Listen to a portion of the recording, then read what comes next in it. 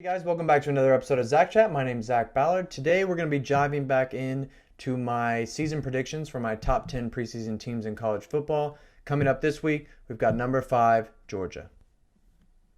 About a month ago, I released a video for my preseason top 5 teams in college football, and I had Georgia at number 4 and Ohio State at number 5. But about 2 to 3 weeks ago, we all received the news that George Pickens, Georgia's best wide receiver they've had since probably A.J. Green, tore his ACL in spring training and will be out at least for the rest of the summer and heading into the 2021 season. His return is doubtful. I think that maybe he'll bounce back maybe by mid-November. At the best, they'll see him for the latter part of the year. So when that happens and you lose potentially an All-American wide receiver, you're bound to drop in the polls. So I've moved them back to number 5. That being said, I still think this is probably Kirby Smart's most complete team since he's been at Georgia. You've got 9 starters returning on offense, 5 on defense. You've got the best quarterback that he's had at his time at Georgia in JT Daniels. You've got 5 running backs coming back from last season, all 5 of which I think if you took them to a different school in the SEC or just in the country in general would probably be the starters.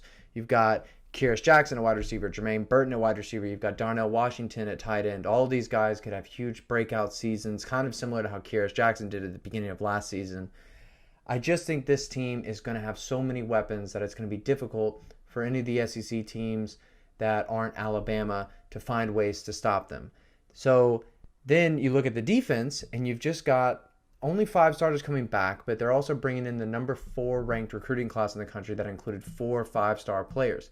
Nobody really recruits on the level of Georgia except for teams like Ohio State, Alabama, and sometimes Clemson.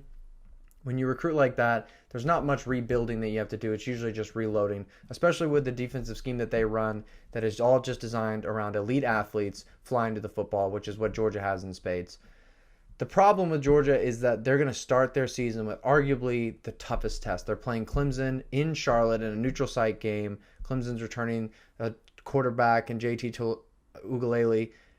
It's going to be a really tough matchup for Georgia, but I really think that Georgia is going to put too much pressure on Clemson because their offense is just going to keep scoring, and that's going to cause Clemson to make mistakes. When you have a lot of athletes on defense like Georgia will, you're going to make mistakes if you're pressing the game and trying to force things downfield like I believe Clemson will end up having to do late in that game. So I've still got Georgia beating Clemson to open the season. Then you look at the SEC outside of Alabama, who Georgia doesn't play in the regular season like they did last year, and it's kind of all fallen apart for the SEC. Florida's going to have a big down year. We saw what their 2021 squad's going to look like against Oklahoma last year in the Cotton Bowl, and it didn't look good. Tennessee's not going to be great. Auburn's still has Bo Nix at quarterback, so they're still going to be very unpredictable. LSU is still, who knows what LSU is going to be. They go from 15-0 national championship, one of the greatest college football teams of all time, to 5-5. Then the really only challenge you look at for Georgia is going to be in the SEC championship game, where you have to believe they're going to match up against Alabama. Will Alabama be the team they were last year? Most likely not. Will they still be incredible? Yes, they're Alabama. They're always good. I think the difference this year is Georgia's going to be in kind of a revenge season for the 2020 year. So last year, Georgia finished 8-2, including a bowl win against an overrated Cincinnati team, in my opinion. But their only 2 losses came to Florida and Alabama, both in the regular season. They'll get their chance at the rematch with Florida in Jacksonville like they get them every year. I think they blow out Florida this year. And most likely they'll get their rematch against Alabama in the SEC championship game. And for the first time since I can remember, I really think Georgia's going to exercise their demons and they're going to beat Alabama, improving to 13-0 on the season. 12-0 regular season, 13-0 if you include the SEC title game. And I really think Georgia is going to be the number 1 seed heading into the college football playoff next year.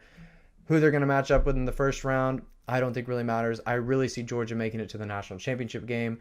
I think this is Kirby Smart's best team since he's had at Georgia. It's time for him to win a national championship, and I think this is the year that he can get it done. Hey guys, thanks for tuning in for another episode of Zach Chat. My name is Zach Ballard. Consider hitting the like and subscribe button at the bottom of the page, and thanks for watching.